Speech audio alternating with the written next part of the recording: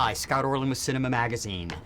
Apple makes iPhones, Apple makes computers. Well, now they're making television shows. And one of the first ones out of the gate, the morning show starring Reese WItherspoon.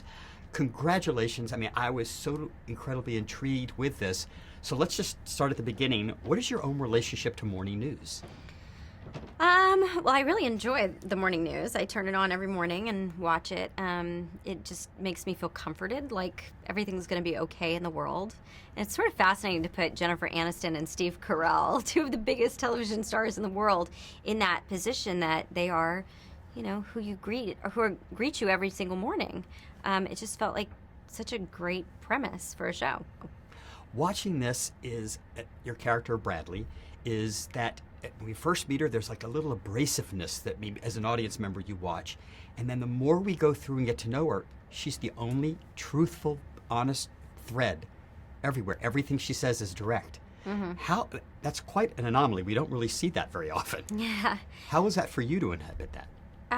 Bradley's such a cool character. She's from West Virginia. She works in the local news there, but she's always getting herself in trouble by asking pointed questions and pushing the envelope. So the fact that she goes into this hyper media space of New York media and broadcast television and national news is sort of overwhelming, but it's also, I think, during the cultural upheaval that's happening with the Me Too movement at our studio, we need somebody in there who's going to be an outsider. So she gets in there and sort of starts to move all the furniture and check for all the bodies and see what's happening. Let me ask you, obviously over the course of your career, you've been interviewed many, many times. What was it like to be on the other side of the equation and to be the person asking the question? And then to follow up on that, if you could sit and interview anybody, who would you want to sit and have a conversation with? Oh, that's...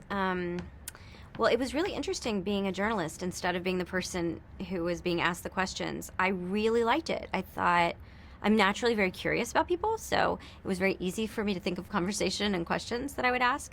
And I think, like, the person I'd most like to talk to, and I actually did get to talk to a little bit for this part, was Diane Sawyer.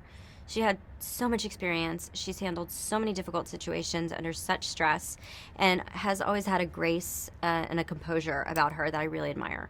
Well, Reese WItherspoon, congratulations. This show, morning show, it's probably going to be on at night, but you're going to want to stay up and see it. Congratulations, and this is Scott Orlin. Until next time.